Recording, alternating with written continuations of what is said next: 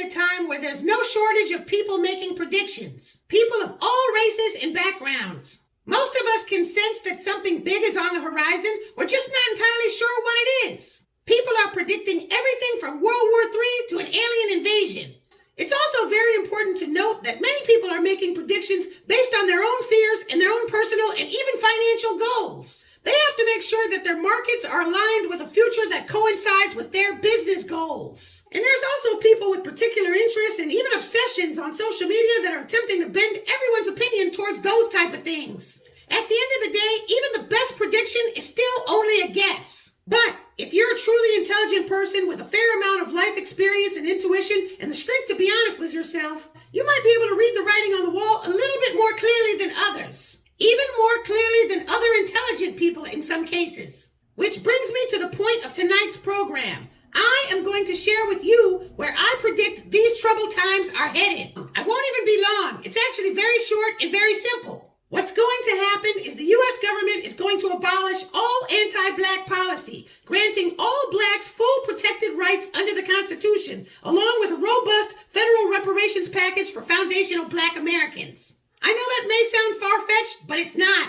The key to understanding where everything is going is in the essence of the problems. For instance, let's look at Niger and all the other African military coups popping up. What's the core issue? What is the essence? What are the reasons why that's happening? It's to get rid of white control. What's the essence with the Israeli conflict? A struggle to either enforce or rebel against some level of white control or honorary white control. Everything from illegal immigration and rising violent Asian crimes to black-on-black crime and even white and Hispanic mass shooters can be traced back to the white racial order. Even the current fracture in white solidarity between the white Trumpers and the white never-Trumpers is rooted in the complexities of the white racial order. Both sides are interested in the preservation of the white social order, but their argument over who's best to carry it out has caused the greatest political divide since the Civil War. The bottom line is that the confusion is causing everybody to lose sight of the angles. As we move into 2024, the divide and confusion is likely to grow. There's so many different angles of desperation and efforts to control, we can expect anything.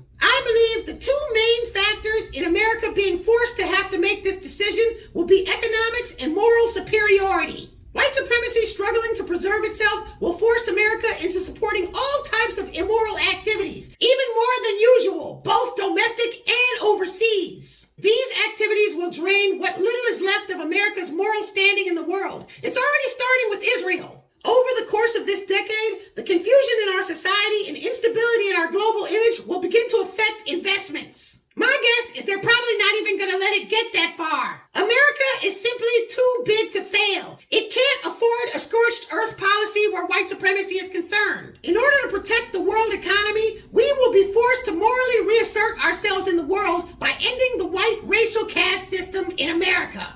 I also think that the best way for foundational black Americans to contribute to the confusion that will lead to this is by making sure Biden